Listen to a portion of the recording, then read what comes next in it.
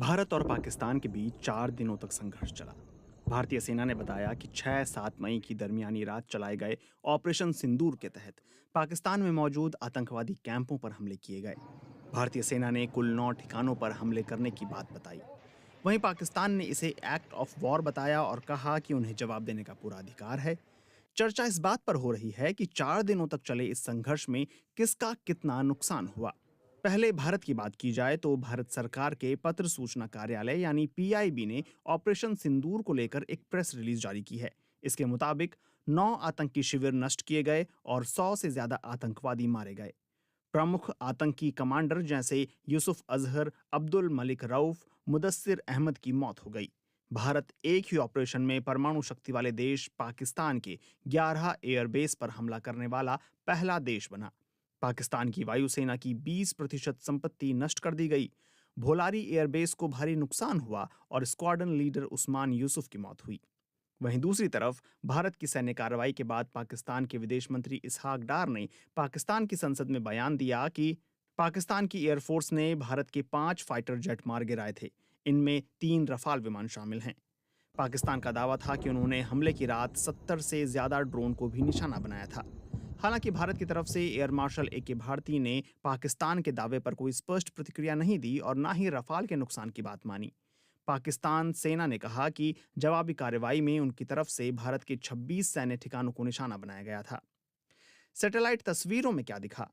संघर्ष के दौरान भारत और पाकिस्तान ने एक दूसरे पर हमला करने के लिए ड्रोन और मिसाइल का इस्तेमाल किया। अमेरिकी अखबार न्यूयॉर्क टाइम्स की रिपोर्ट के मुताबिक पाकिस्तान के शहर कराची से 100 मील से भी कम दूरी पर स्थित भोलारी एयरबेस पर भारत के रक्षा अधिकारियों ने कहा कि उन्होंने एक विमान हैंगर पर सटीक हमला किया था। तस्वीरों में हैंगर जैसी दिखने वाली जगह पर स्पष्ट क्षति दिखाई दे रही है। इसी तरह रिपोर्ट में नूर खान एयरबेस और सरगोधा एयरबेस को नुकसान दिखाने वाली सैटेलाइट तस्वीरें भी शामिल हैं। वहीं पाकिस्तान ने 2 दर्जन से ज्यादा भारत के सैन्य प्रतिष्ठानों और ठिकानों को निशाना बनाने का दावा किया था। इसमें उधमपुर एयरबेस भी शामिल है, लेकिन उधमपुर एयरबेस की 12 मई को ली गई सैटेलाइट तस्वीर में कोई नुकसान नहीं दिखाई देता। हासिल क्या हुआ? इस पर रक्षा मामलों के जानकार जॉन स्पेंसर का मानना है कि सिर्फ 4 दिनों की सोची समझी सैन्य कार्रवाई के बाद भारत ने एक बड़ी जीत हासिल की। ऑपरेशन सिंदूर ने अपने रणनीतिक उद्देश्यों को पूरा किया और उससे भी आगे निकल गया। आतंकवादी ढांचे को नष्ट करना, सैन्य श्रेष्ठता का प्रदर्शन करना और एक नए राष्ट्रीय सुरक्षा सिद्धांत को दिखाना, ये प्रतीकात्मक नहीं था, ये निर्णायक शक्ति थी जिसका स्पष्ट रूप से प्रयोग किया गया। वहीं सामरिक मामलों के जाने माने विश्लेषक ब्रह्मचेलानी संघर्ष विराम को एक रणनीतिक चूक के रूप में देखते हैं।